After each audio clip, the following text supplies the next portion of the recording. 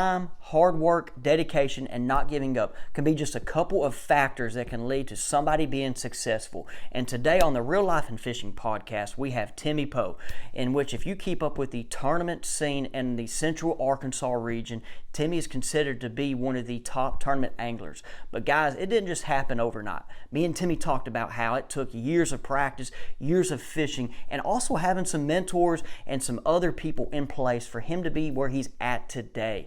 Guys, this podcast, man, is a good one. I enjoyed doing it with Timmy, and man, he did a good job on this podcast. And we go over a variety of topics. We talk about, when he actually felt like he was can be competitive. His first Mr. Bass win that he had, I believe, back in 2013 or so, and but it took a lot hard work and fishing to get up to that point.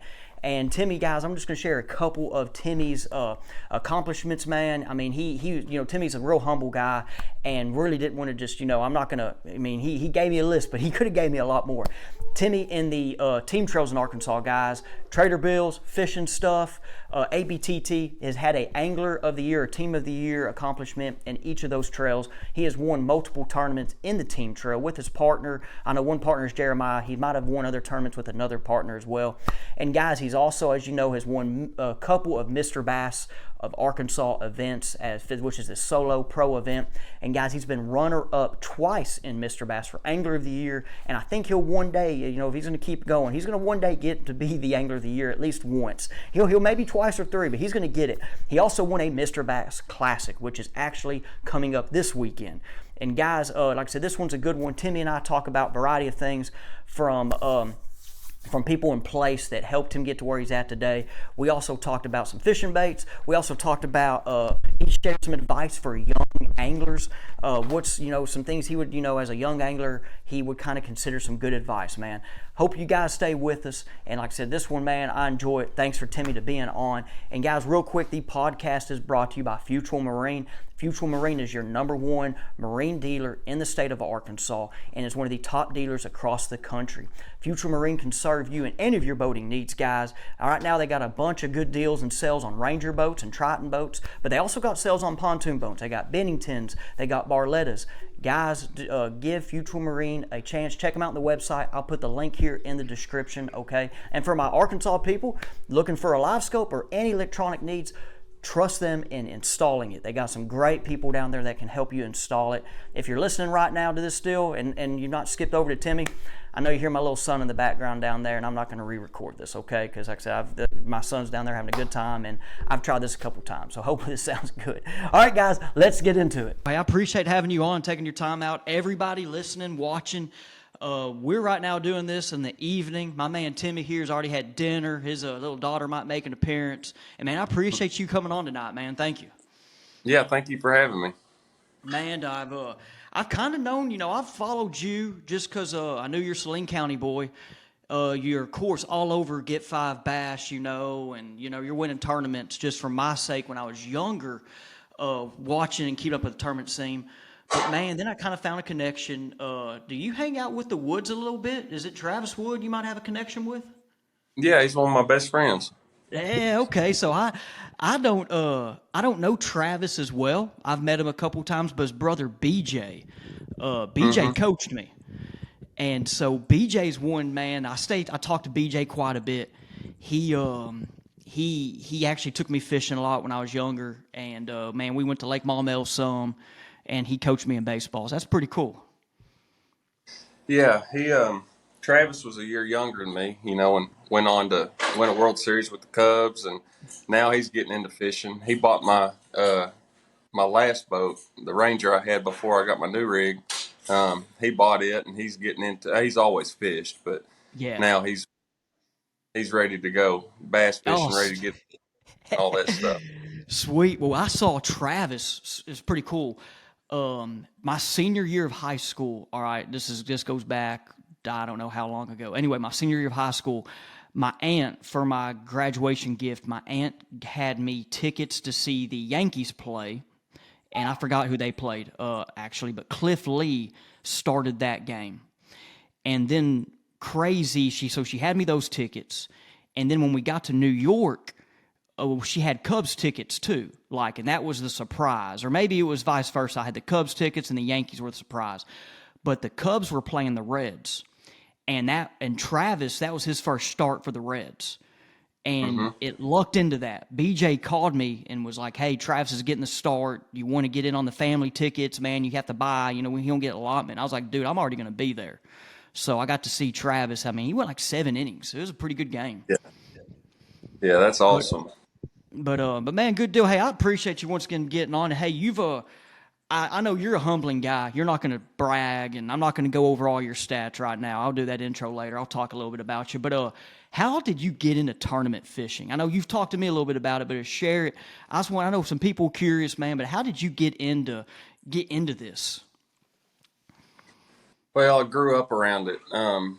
Growing up, my dad, he fished, the Bassmaster Central Opens. And then when the Ever started up, he was fishing those. And so I was always going with him, always out playing in the boat, playing in his bait shop, just piddling with stuff. And my grandparents lived on a lake in Benton. It was Lakeview was the neighborhood, but it was Yeah. I don't know, 15, 20 acre lake. And so when I'd get picked up from school, that's what I'd do is I'd go and grab a Sprite and grab the fishing poles I had there. And I'd go down and fish till one of my parents got there to pick me up. And so I was just always around it. And, once I got a boat and started fishing, I was always competitive, whether it was baseball, football, just playing in the yard, whatever. And man, that first time they said go in a shotgun start in a tournament, and had 20, 30 other people, whatever it was, out at Lake Maumelle wanting to take your money, you wanted to take their money just as bad. So it was, let's go. And it's just an adrenaline rush. I loved it. And it just got me going. Man, that's awesome. So I had no idea that your dad was a competitor or like tournament fish, bass fished. When we talked on the phone some, you said your dad was a big part of it, but that's pretty cool. So you really have been around it, and I want to get more into the tournament side, but like I want to share how I was like the opposite growing up. I was a competitor, baseball, football, dude, you name it, a race. I mean, I was gonna win, but when it came to fishing, I guess for me, like, and I know there's not everybody's like this, but fishing was my getaway. Now, if you're in the boat with me, oh, I dang want to win. Like, I want to catch the biggest fish. But I just never got into that tournament, like, competitiveness. I mean, now though, as I mentioned on the phone, I kind of got it. I got the itch now that I'm not coaching anymore. Like that one tournament I fished this summer at night, where we won. I was like, dude, I want to do this more. I mean, it's pretty fun. Yeah. But what was your first? Do you remember your first tournament?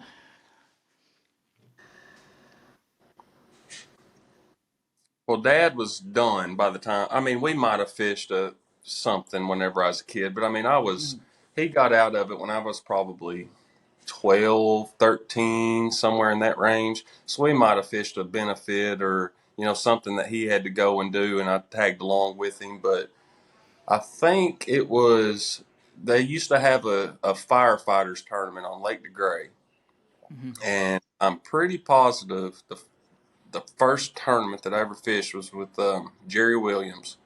Yeah. And I was probably 13, 14, somewhere in that range. And we went down to DeGray and fished the firefighters tournament. It was a big tournament, it was, um, they back then they'd still have 60, 70 boats, if I remember right, in it. And so I think that was the first tournament I ever fished, other than the ones, in my head out there Yeah. walking around the pond. That's awesome. You got any tournaments that like stick out when you were younger or like even recent years that like to where like you just think you got it? Like I know I talked to anglers like and even at the pro level, they're like, man, this point kind of set it and they had to figure it out it a little bit. Do you have any of those moments just top of your head? It was, well, the one that gave me confidence that I can do this and I can fish against these guys. Because, growing up, and once you got old enough to start paying attention to Mr. Bass and, Mm-hmm. um, the different tournament trails around, um, you didn't know if you could compete with them. And I think it was my second or third year fishing. I think it was my second year fishing Mr. Bass, and I'd gotten a check or two, and I was tickled to death. Yeah. Heck, I just check. It's like I won, and went to Dumas for I think it was the last Mr. Bass of 2013, 2014, somewhere in Yeah. there, and I got my first win Wow. down at Dumas. Yeah. And coming home, I was like, I can do this. I can. Well, give me the confidence I needed to know Yeah. that I can fish against these guys. I Yeah. always thought I could, but until you have that, I guess a breakout moment, or not even that. It's just once you win, then you can do it again. And Yeah. until you just, am I good enough to compete against these guys? I just want to go out and try to get eighth place, ninth place, whatever. And then it was like, okay, I can compete. Yeah, and that's good to hear from your side how like, when you were early on, you were just trying to get a check. And I know a lot of people that might be getting into tournament fishing now or been fishing, they might have just thought you just walked in and started getting checks and winning, but you've worked for it, a lot of time on the water. And definitely deserving. I just now recognize. I've been looking at you. I just now recognize them trophies behind you. I love that Mr. Bass Oh, trophy. I'm not gonna lie. oh, yeah, flipped around on mine. But yeah, no, those trophies. That's the coolest thing. I mean, yeah, getting some money's nice and all that, but those trophies are something that, I mean, you can't spend it. It's all Yeah, you're always gonna have it, and yeah. that's something I've always wanted. Me and my buddies always joke like in the BFLs, and you get that top five, you get that trophy, and it's Yeah, no, I'm that way. Like when Mr. Bass went to that state trophy, I don't know if they were first or who kind of went to those new trophy styles, but when I saw that one for like Millwood, I was mhm, like, dude, I just want to jump in and get the trophy. Forget the check. I'll give the money. I yeah, won't give the money away, but I really want one of those with the Millwood on it. Now I got to yeah. enter the tournament, but I haven't done that yet, so I got to enter to get one. But Well, I'm with I you. think uh, his last year running Mr. Bass, I think it was his last year. He started doing some trophies like that, and Yeah. they kept it going. And as soon as the first person won one, I was like, I've got to get one. Hmm. Now, hey, one thing you just mentioned Dumas, and that was one thing when you sent me your little bit of stats. Dude, you've competed, I know, across the state, but you've had success on every lake just about, which is a lot, I know, to means to anglers. But any, about that, like you've gone from the river, Greer's Ferry, you had a big win. I mean, Washita to Gray. But anything, I mean, about like just to show you're diverse. If y'all are hearing my text message, that's coming in somehow. I'm sorry. Yeah, and most of those have been. I think whenever I'm on Washita or DeGray or something, I I feel like I know what's going on, and I stick to it the whole time, even if it's Yeah. not. When I go to somewhere like Dumas or Greer's or um, I've won twice on Dardanelle. You don't have all those things in the back of your head saying you need to go here and do this, or you need to Yeah. drop this, start doing this. You just kind of, I don't know, if you just fish on instincts maybe more Yep. than history.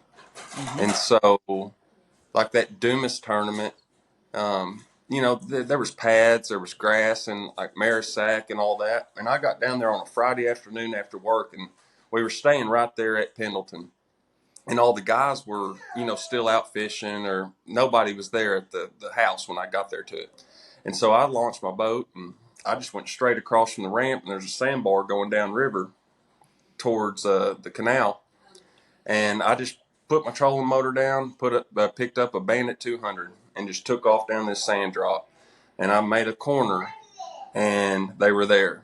Now, Hmm. in practice, I only caught, they were just keepers. Yeah. But I was like, okay, well, now I can go fish pads and do all this stuff that, hopefully things that I find tomorrow, and then I can come back if I need to finish out. Well, I went and did all of that, and I didn't have anything. I think I had one like 2.5 pounder. And I came back and they weren't 15 inchers. They were, 3 pounders whenever I showed back up. So it was, it was a pretty special event. But man, I think it's just you get to these places, like I said, and you throw everything out, and then you don't know. You just go fishing, and Yeah. you're not like, oh, I need to be right here. I need to leave this end of the lake and run over here because of this or that or whatever the Hmm. case may be. You just fish, and Oh, I'd like to win, a big one. Well, we've won tournaments on Ouachita, yeah, team tournaments, but like, Mr. Basses and things, where every decision's on. It's just me, and yeah. it's a little bit different. Oh yeah, I agree with you. Like you're mentioning, like history wise, I'm to that point now, or I was with Millwood. I still am. Like I fished it for almost 6 years since I've moved here, and I did get taught by a really good local. And but when he taught me, he wasn't just like fish this, throw this lure. It was like go to this area and figure it out, and then I'd Hmm. figure it out my way, go back and forth, hear he says and fish with him, and but then like after I caught so many fish and like even the COVID year, I was on that lake more than anybody else, I think. It changes like and it changes every year, every day it changes. And now I know where I've caught him here, here, here, here, here. I don't even want to go to Millwood anymore because like I know too much about it. That's Yeah. why I haven't fished as much lately. I've done I've had people call to do guide trips and I advertise for it, but it's not been as good. And I just am like, guys, I mean, it's been as good lately, and I've been wanting people to go to the other lakes I've been fishing that have just been fire. But yeah, I can see now. Ouachita's a big place though, which you know it. And but dude, like, I mean, it one dang creek arm is a lake, or like Cedar, you can break Cedar into three lakes. I mean, it's huge. Well, if it's got timber, I'm not going in. So I'm not fighting it. I'm dodging it. If trolling motor, I stay out of the timber. Okay, that's But good to know. yeah, oh, I my buddies make fun of me all the time. They're like, well, you can go into Rabbit or go into Cedar or the Blakeley's or whatever. It's like, no, Yeah. you can whatever you're doing because it don't matter. I ain't going. Well, when I was over I'm there fishing a bunch, I never saw you in the Blakeleys, so that's true. Because I lived in the Blakeleys for like 2 years in the winter. Like I was over there. I saw some people. I never saw you though, so that's good. I might fish like deep trees or something, but not. You're not going to see them for the most part. Have you had an experience where you hit a tree and fell in, or why is that? Just dodging them, or No, what? I don't like getting hung up and getting frustrated. Just get rid of that extra element that can make you mad in a tournament. And I remember one time, one of the I used to fish with my team partner Jeremiah, his dad Joe, Yeah. and Okay. he got I think he got really frustrated at me because we were on the tram, which is Hmm. north of Brady, Yep. and we went down the stretch, and I bet I broke off 4 or 5 3/4 ounce Excaliburs in 15 minutes. The first couple I tried to get, couldn't get them. Well, then Yeah. I'm just putting my thumb on and ripping them off. And he was like, "We need to go." And I was like, "Yeah, it's time. We got to get out of here." And stretch, I mean, the fish were on, but Yeah. it didn't matter what I did. I was going to get hung. And then you got to fight it to go up there and get it. It was just a nightmare. So I just try to stay away from it if I can. that's that's great. I you said the Excaliburs. I'm saying that was probably the time when those dudes were high, and they're still high. But I like throwing some traps in some timber. I've done it before, not at that lake, some other lakes, but Well, I wish it's I broke them off because I've only got a couple yeah. left. So So hey Joe, I know you've had a couple like people. You just mentioned Joe. I know Jeremiah. I don't know Joe. I know Jeremiah's your partner. He's pretty good. Hopefully I'd like to have him on here one day. He might say no or might want to. But Joe is Joe. Your dad's I guess Joe's one of the guys that kind of helped taught you or a big part of your fishing adventure life too, as we call it. yeah, after Dad, it was Jerry Williams. He carried me, which I mean, he's one. I he's one of a few to win multiple Mr. Bass Classics, and he Mm-hmm. fished, the FLW Tour, and I mean he's had a heck of a career. He's still doing it. He's Yeah. qualified for the Classic in 2 weeks on Dardanelle, and but he, I mean, I was 12, 13, 14 years old, and he was picking me up, or my mom was taking me to meet him, or dad, whenever he could, when he wasn't at work. He was either taking me deer hunting or carrying me fishing. So, yeah, he was I mean, we still talk, today. And if I have a question or need something, Yeah. it's somebody that I can call. And then when I started fishing with Jeremiah, I'd gotten old enough and I'd been taught enough up until that point to where I could really grasp everything. Yeah. So he really um, taught me, how to fish this way. I Mm-hmm. mean, by the time me and him started fishing, he had just left the tour. And Yeah. so, I mean, he had done it all. So, I've had some good teachers. And then when you get in a boat with the person who taught Jeremiah and fish with him for, years, me and him fished Trader Bill's for years. I think we finished second in the points one year. We had some real good tournaments. And so, yeah, I've just been lucky and I've had some awesome teachers. Yeah. That's good that you recognize them too, because I've been one. Because I didn't, my dad, loved my dad, but he wasn't a tournament angler. He got me to fish ponds, and we actually would wade the Washita River there at Malvern. I mean, dude, we go down there and catch smallmouth. But I kind of just, as a young kid, got with some friends and dads and just jumped in boats. And where I'm kind of at now, like I've had like 4 or 5 that were real impactful. But then once I got here, like I said, I had one guy, man, that kind of just got me, and it's neat to kind of get bits and pieces from everybody. But now what I'm about to go to, because you've had them teaching, you know how to catch fish before electronics, during electronics. I just thought about this because this is kind of me too. Now we got live scope, and you really don't just have people that's done live scope for 20 years, 10 years, 5 years to teach you. So you got to learn on your own, like me, man. What are your thoughts? I mean, just kind of, I don't want to get like, this is the podcast. I don't want to go over the line of like juice, but your thoughts on forward facing sonar and what you just kind of, what, I mean, has it helped you, of course, in the tournaments, or you still just kind of, you use it, but you don't live and die by it? I don't live and die by it by any means. There's certain times of the year that if you're not using it, you're going to get beat. Yeah. Uh, I mean, that's just the facts of it. I mean, I enjoy it. I like fishing shallow. Like Yeah. there's a lot of tournaments that I don't care to turn it on. Like Mm-hmm. let's, oh, Uh-oh. um, I love fishing with it. I don't have, a preference one way or another. If you see all the people talking about it, or Yeah. that they need to ban it. I don't think that that's the case. I mean, you Yeah. still got to learn it. It was just like the A rig.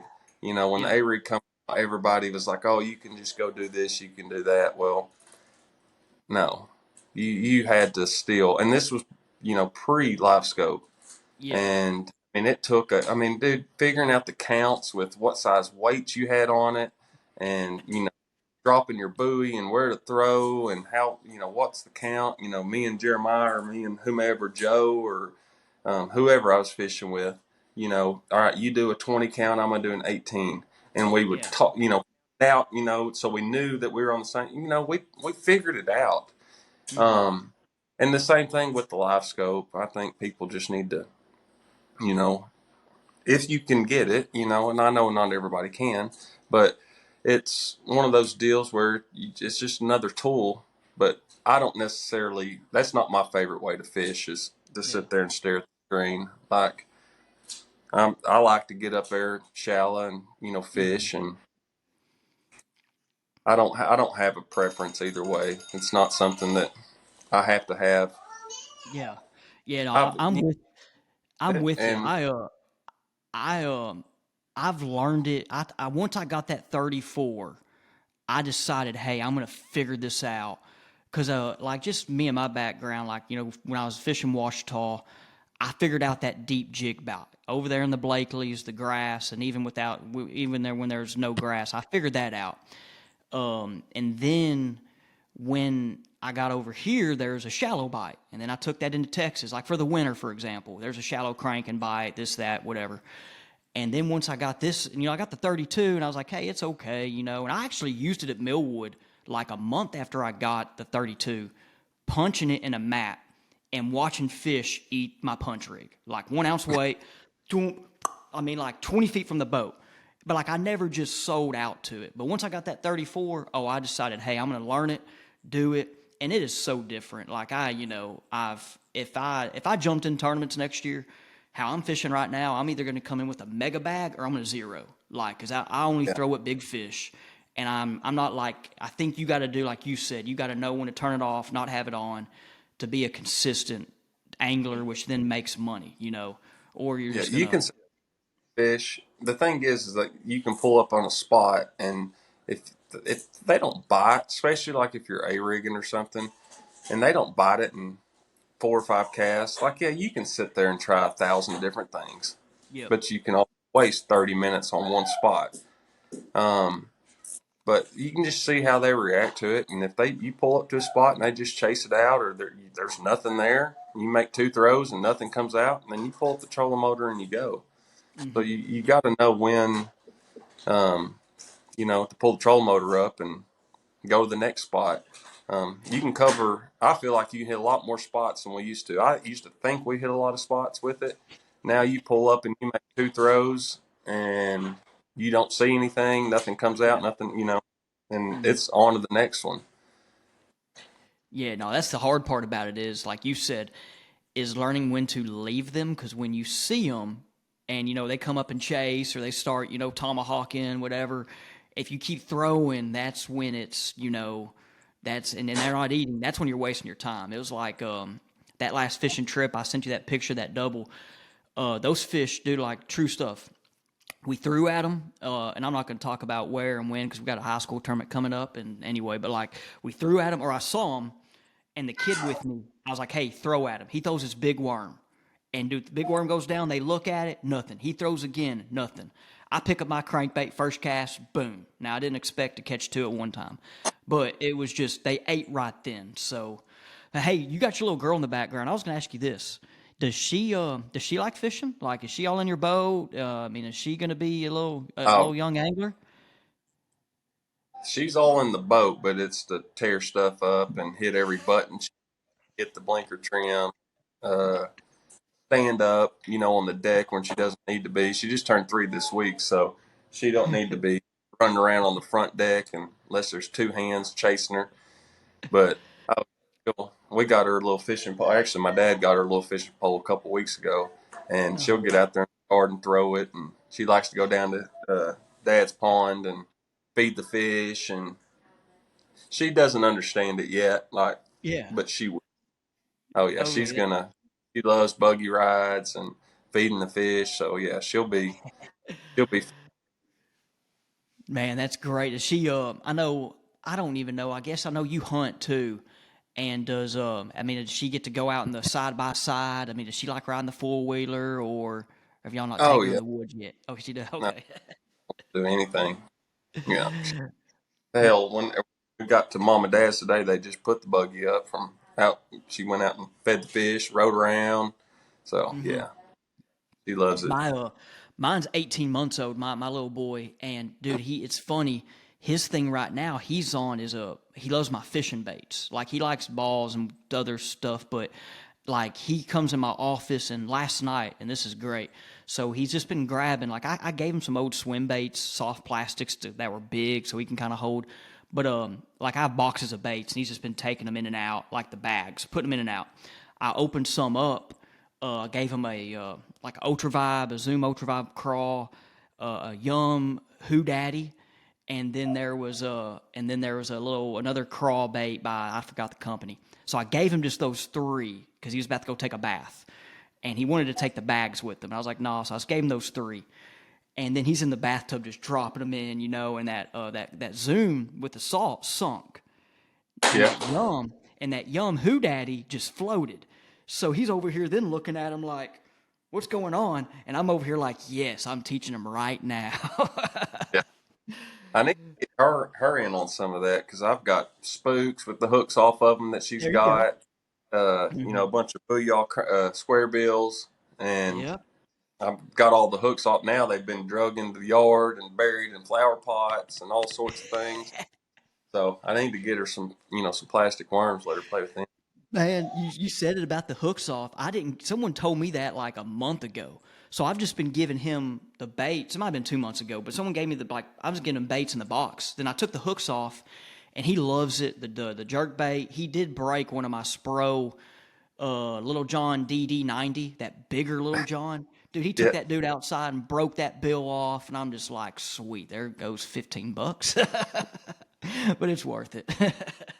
Well, the worry is that now she's comfortable. Like, oh, there's a crankbait or there's a spook. And then the ones that are hung up, I try to keep them now that she's getting taller and taller. I try to hang stuff where she can't reach it. But that Yeah. off chance that there's one somewhere that it doesn't need to be, that now she can walk up here and grab it.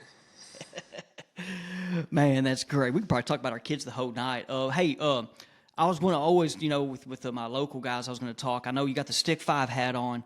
I've seen you with Stick Five on post, and just share your sponsors. Just let you share any words for them or anything that I want to ask you about Stick Five, but share anything you like to about your sponsors. Yeah, Stick Five's been awesome. Man, these rods they're unbelievable. Before I had even met with Jim with Stick Five, I was in Trader Bill's or the new store in Little Rock, and Scott Rook came up to me and he's like, "Hey, come here," and he said, "Close your eyes." And he goes, "I'm gonna give you two rods." I said, "All right," and he handed me two rods, and he said, hold them, push them down, do whatever you want to with them. Tell me which rod that you know you like the most. And I did, and I never looked at anything. I said the one in my right hand, and it was a Stick Five. I think it was um, the switchblade, like a 7.2, medium heavy fast. Um, but anyhow, the rod in my other hand, I think was an NRX, or it may even have been the rod above a Loomis NRX, Oh wow. and it really felt better than in my hand, better than the other. And man, they're great rides. They're built here, locally owned, and I couldn't be happier to be wearing their hat and fishing their rods. They got a rod for everything. Mm-hmm. So if you're looking for a rod, you need to check them out. They got them at both Southern Real locations, online. So outstanding rods. Yeah, that's what I know I asked you. I didn't know. I'm glad you shared that story. I'll probably end up I'm going to send that clip. I'll cut this out and send that clip to them. They can use it for social media. Cuz that was a cool story. I know when I first asked you about them, I didn't know if you were part of the product development cuz I shared that story where I heard Gerald Swindle, like when he was helping with 13 fishing on his rod, how that dude, and I don't know how many companies can do this because this is crazy, but like Gerald got 113 rods. And I don't fish 13 rods, by the way. I don't have a 13 rod. But Gerald had 100, like got 100, put a 5 pound brick with like 16 pound fluoro or 20, whatever, and was flipping them in his boat to see how strong they were. So I didn't know if you were part of the development or you get any blanks, or I guess are you right now doing it? I don't know if I would think. I'd No, hope they listen to you, but I don't know. oh, they had all the and that was one of the things is that like if any of the guys have, you know, not a concern but a recommendation for a ride or Hmm. anything, it's open. Like come to us, talk to us. Tell us what you like, tell us what you don't like. I know they're working on some things. Whenever I got in with them, they were just coming out with the big glide bait rod, Yep. and then they just put out the hammer, which is a 7.5 extra heavy fast. Hmm. They all that was in the works, but I know that there's some other things, and hopefully before long, we're testing some new stuff and got Oh some yeah. new rods coming. Now, if here a question, just a question, maybe easy. I don't know if it is easy nowadays with so much tackle and rods and gear. If you had one rod to share with someone that's getting into fishing that can fish that fishes ponds and maybe lakes, one all around rod, what would you recommend? That and maybe at the top of their gear head, which one is theirs? But length or action and all that, what would be one? Hold on, we're about to get interrupted for two Okay, seconds. yeah, Come here. come on. Yeah, let her come on and say hello. Can you say hi? Come here. Yeah, let her say hello. This is great. Harley, can you say hi? Hello, how you doing? You say good? You're going night night. Night night. Okay. She Does had a Daddy little give gym you? accident last week and scuffed up her nose, so we've been calling her, or I've been calling her road rash for about a week. I bet she was. I bet she was tough during it though. Wasn't you? Good night, sweetie. I love you. I knew that was coming at No, some point. that's all good, man. I say if we need a pause and you can go Oh say no, go help. you're fine. But Uh, rods. yeah, one rod. Just if you had to recommend one rod to a new angler to kind of fish multiple things, what would you pick or Well, choose? of course, I'm gonna pick a stick 5 rod. Yeah, that's why Um, I was wanting you to kind of pick one of theirs just to help if anybody asked. they've got a 7.3 medium heavy fast. That Mm-hmm. would be. I mean, you can do so much with it. Yeah. Um, Uh-huh. light Texas rigs, but actually the last Mr. Bass, I think I finished fourth or fifth on Washita, um, and I was throwing a horny toad on it. Um, Actually, a horny toad and a buzzbait. Everything I caught in that tournament was on a horny toad and a war eagle buzzbait with a horny toad on it, 3/8 ounce. And if it was windy, throw the buzz bait. If it was, slick, I'd throw you just a green pumpkin horny toad. But that rod, you can do anything you want to with it. You can throw Mm-hmm. top water. You can throw like I said, light Texas rig, buzz bait. Uh, I fished a BFL on Dardanelle in June, and I had a spook on it, Yeah. on braid, and so yeah, good all around rod. Just a 7.3 medium heavy. You can do a lot on it. Yeah, that's good. I was gonna say when I was a young angler, probably I mean maybe like you, younger, fish still ponds and lakes at 7'1" to that 7'3" size, I thought was perfect, and like that medium heavy fast. Well, Um, yeah, I mean a 7 foot to a 7.3, but I'm yeah. 6'3", 6'4", so I want it's uncomfortable for me to have a smaller rod in my hand, but yes, anything medium heavy, fast, I think is just Mm-hmm. a good all around rod. You can do anything you want to with it. Mm-hmm. What other sponsors? I mean, I know you got a few. I know you work with Trader Bill's, Pradco. Any others you'd like to share? Yeah, no, Trader Bill's has been awesome. Pradco from, well, let's go back to Trader Bill's. If you want to, I ran a Ranger for 10 years, 12 years, Mm-hmm. and this is my first, well, I got it in June of last year. So, little over a year, I've been running a Vexus, and I absolutely love it. Um, if you're used to a big boat like a Ranger, um, you know, it floats shallow. It's got tons of storage. The ride is incredible. So I'd go to Trader Bill's and check one out for sure. Or holler at me if you're around. You want to check one out. You ever see me on the water? At a tournament, anything. Come up and check it out. It's an amazing boat. Um, and Pradco, yeah, I was telling you last week. I reached out to them probably 10 years ago, 12 years ago, Mm-hmm. and after I won the Mr. Bass Classic, and I just started reaching out to companies. And I remember Dad was sponsored by them, a long time ago, and they took me in then, and it's been 10 years now, and they've got some amazing products. And I mean, like, it's stuff that you actually fish with. Like, Yeah. I can take you out to my garage and show you. I've already loaded all my tackle for Dardanelle next week, but I mean, my rods, I mean, it's nothing but, Pradco stuff. And it's, Thank you guys for listening to the podcast. We still have another segment in the show.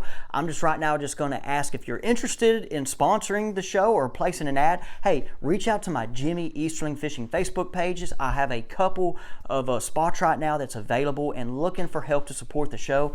Also, guys, right now one of my deals I'm doing part-time, one of my side gigs is doing guide trips, on the water lessons, or electronic trips. Right now my electronic trips have been a hit, and we can, if you're interested in those, just shoot me a message. I'm not going to go through all the details now, but I am going to mention on my guide trips, okay? I'm guiding right now at Lake Millwood and also other lakes down here in the southwest Arkansas region. Hey, spring is going to be here before we know it. If you want to go fish Lake Millwood this spring, reach out and let's schedule up a guide trip. My guide trips are limited availability. It's like I said, it's my side gig. And if you want to go fish Millwood, or if you're looking for a winter trip and want to use some live scope, or if you even fish in the winter without live scope, these lakes down here, man, are great lakes to learn and be able to catch some good quality bass. Okay, so guys, I appreciate it. Now, hey, let's get back to the podcast. All right, guys, we had we're back from a commercial break. We had a little bit of a connection. Timmy was in the middle of talking about the War Eagle Buzz Toad, I believe. I'm going to let him talk about it. He's going over how he's been with Pradco for what you said, 10 years you've been with Pradco, correct? yeah, I reached out to them a long time ago after I won the Mr. Bass Classic, and Dad was sponsored by them whenever he was fishing, and I was one of the only companies I knew that I could give him that story.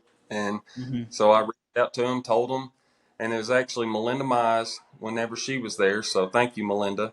Um, Got me hooked up with them, and we've, still been, got a relationship today. But yeah, that buzz toad, that changed the way I like to fish in the summer.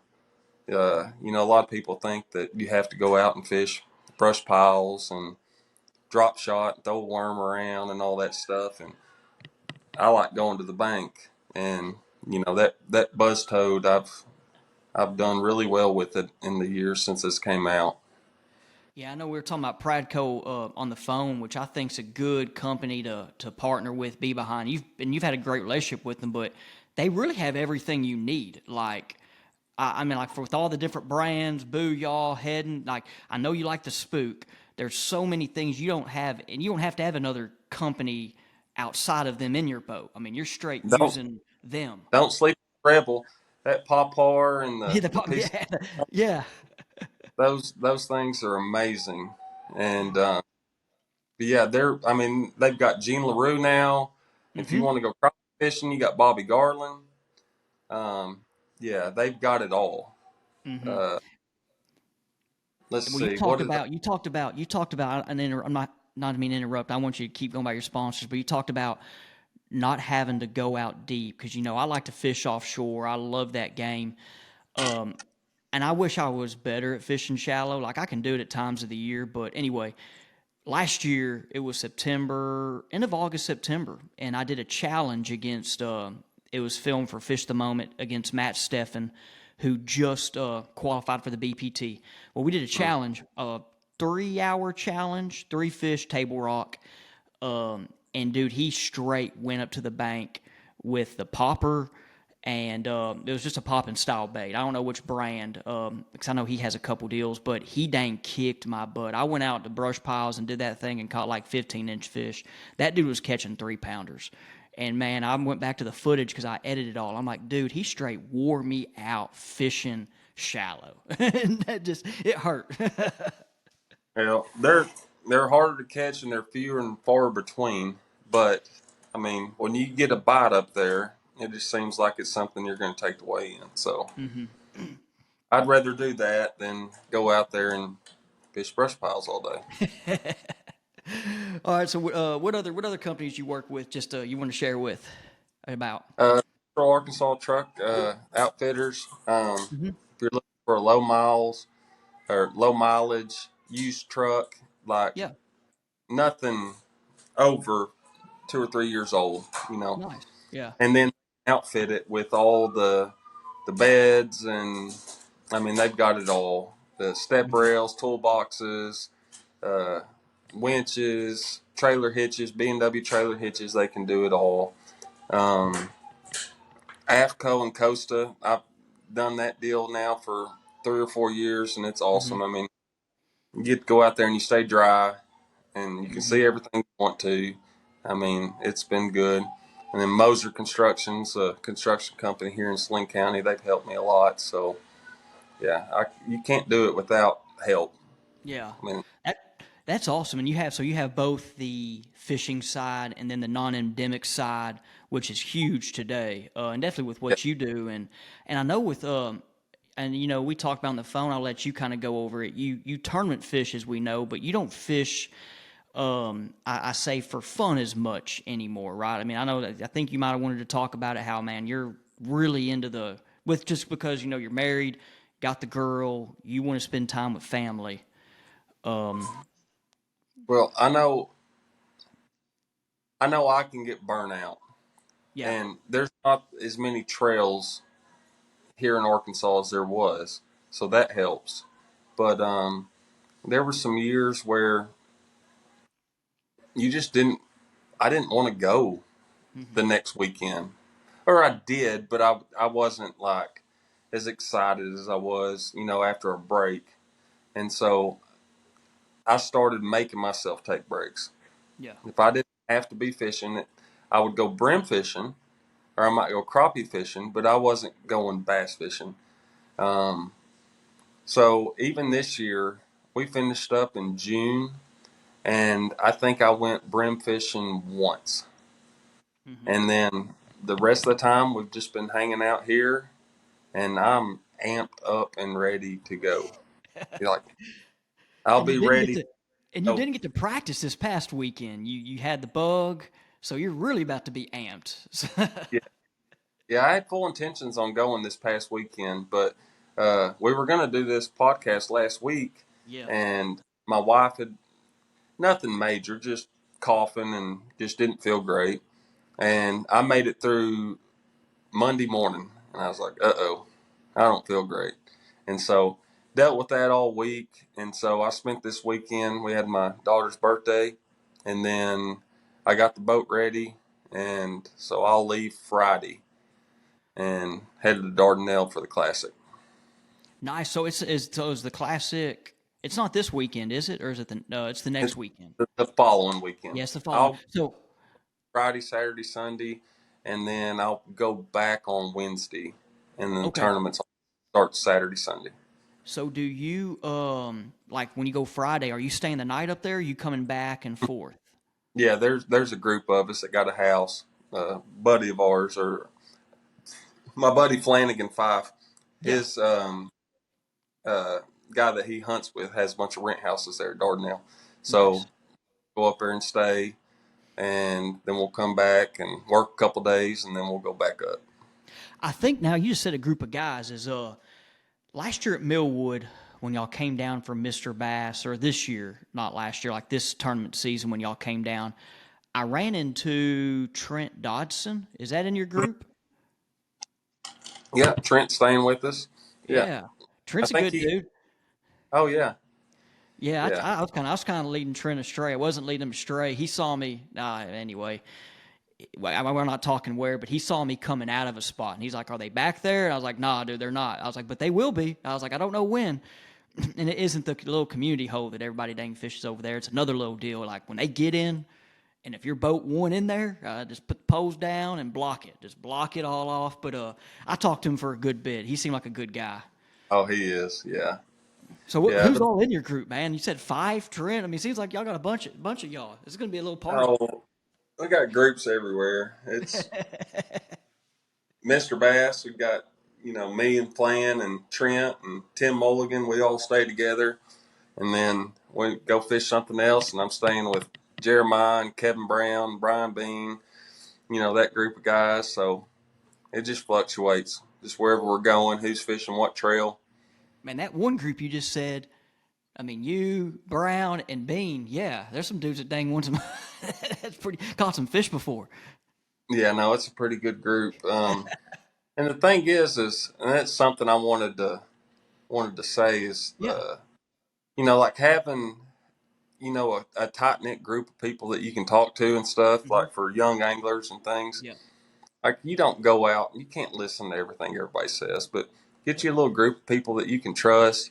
Like the group that's going to Dardanelle next weekend with Flan and Trent and Mulligan. You come back to the house, and I had 8 bites today, and they were on this, this, this, this, and this, Hmm. and you can take it to the bank. And then Flan walk up and say the same thing. Trent say, I got Yeah. bit on this. You don't have to go chasing their patterns, but you know what, it's good to have other people that you can trust. Hmm. Because whenever I was young, you walk up there and you talk to guys, and they tell you things, and you go try to do it the next day. You know what I mean? Like doc talk and all that stuff. You Yeah. listen to all that Dude, stuff, and Doc Talk will get you.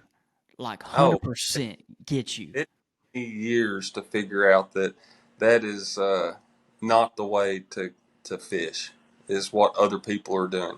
Now you can use what people you trust are doing Hmm. to help you along the way, but when it all comes down to what you're comfortable with, how you like to fish, and so yeah, it's going to be nice this next week. Having guys that you can trust that are like, well, I caught 3 on a trap doing this, or I caught bull ball, and then Hmm. if you get in that scenario, you don't go chase it. Yeah. But if you get into something like, oh well, Plan said he caught 3 on a trap doing this, or Trent caught some punching doing this, or Hmm. whatever. Mulligan caught some on a horny toad, whatever. Yeah. You can mix it in and help clue you in. But it's good to have people that you can trust. And I've got it's not a big group, but it's a group of people that if I say something to them, they can take it to the bank, and then I can do the same thing back. Man, I think what you said there, I'm glad you shared that because it is a good teaching point to young anglers. Because, like, I told you I was the fishing coach. When I got to high school, they wanted me to be the fishing coach. High school fishing started getting, big, and me and you didn't really get to do that. I kind of did a little bit, but I know you didn't. So I was like, yes. So I was offense coordinator, quarterback coach, high school fishing coach. Sweet job, right? So but all those kids I coached, and there's like 4 of them now fishing the trails, and we kind of have a little circle. They always kind of fed off me and asked questions, and like Cannon Harmon's one of them. Cannon, I took him offshore fishing, deep cranking, when he was like 14 years old. Like he never did it, and he still remembers me taking him to Brewer and throwing big plugs. And then so like we have our little circle, and I always told them guys like, hey, you keep a circle. Don't go listen because when they start listening, they don't do good. And Cannon's figured it out. He just does his thing, But now with what I do, and I'm on the water a lot more now. I'll share stuff and I tell them, hey, don't try this. I was like, hey, don't go trying to throw a dang 8-inch spoon at fish at Washita or Hamilton. I mean, you can, but like I've been doing it a lot, so I'll be like, hey, y'all, you do your deal, but don't try to just anyway. But it's cool. I'm glad like that group stuff. It's what fishing's about. I mean, having your group of Oh yeah, friends and go catch fish.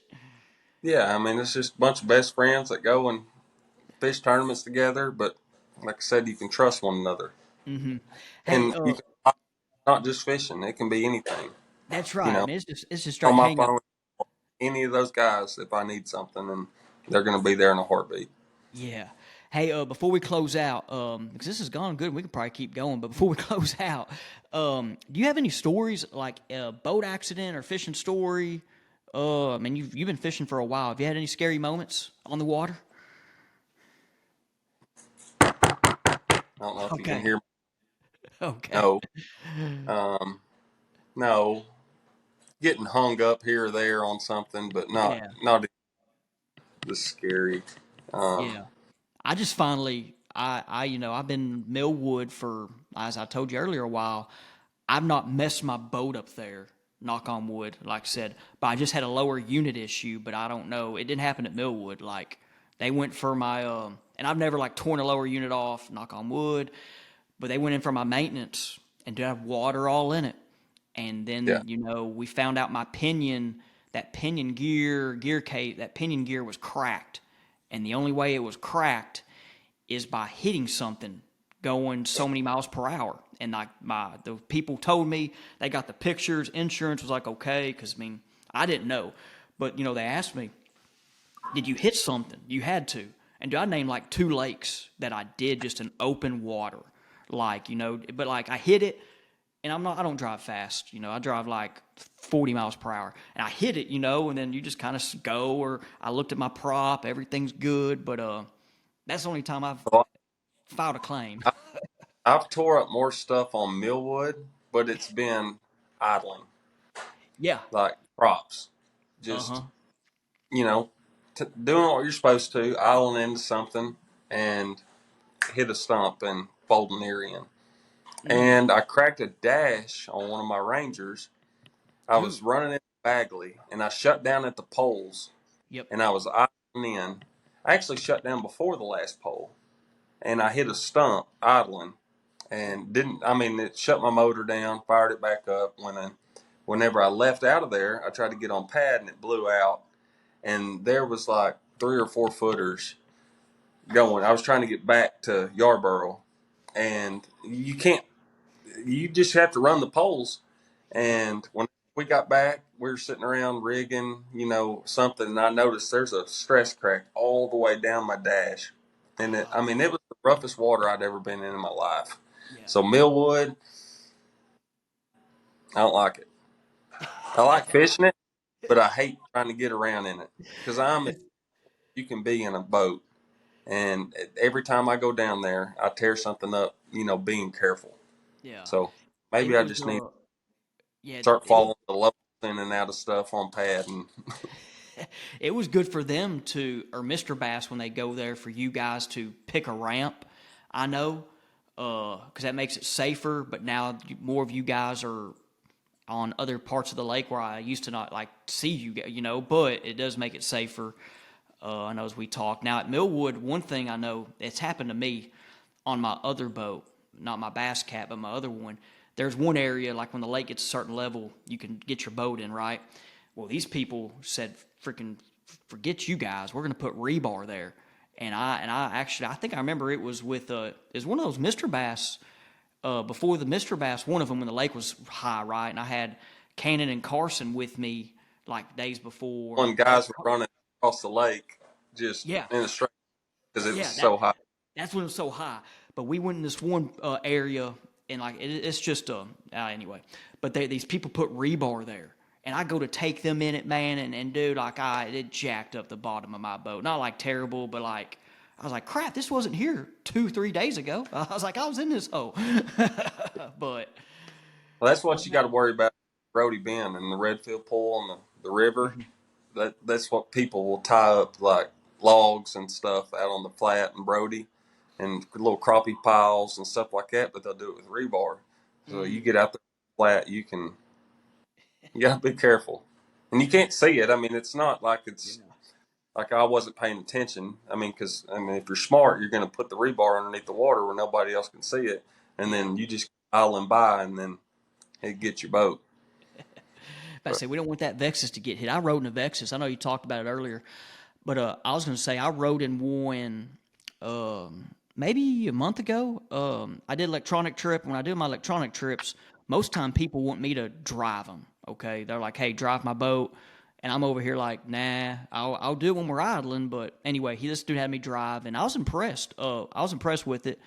I've driven a bunch of boats, but I guess they put that gas tank kind of in the middle, so it came mhm. up on. I was just impressed how it came up on plane pretty quick. Yeah, no, Uh, it jumped up, and those seats are what's so impressive is you can add air or let air mhm. out for your weight, and man, it's just a smooth ride, and it floats shallow for as big. I mean, it's huge. Everybody that gets in it is like, this thing is huge. And that's my main thing. I'm not worried about speed, which I've ran at 73, but Yeah. normally, like with 2 people, you're going to run around 70. which is plenty fast around here. I mean, Yeah. you're not going to get That's passed by the yeah. field running an hour. Yeah. My But my Bass Cat P2 will go 70, and that's a scary boat. I don't like doing it. But after I fished in a Ranger when my boat was in the dang shop for a month, 2 months, and I fished in that Ranger, which I fish in it quite a bit because it's my guy I fish with. But I was just like, this is so nice, all this room on the deck. yeah, Like the Vexus, all that room up there. I'm like, dude, this is, oh, and like I just had stuff everywhere. I'm comfortable. I mean, it's just a comfortable boat.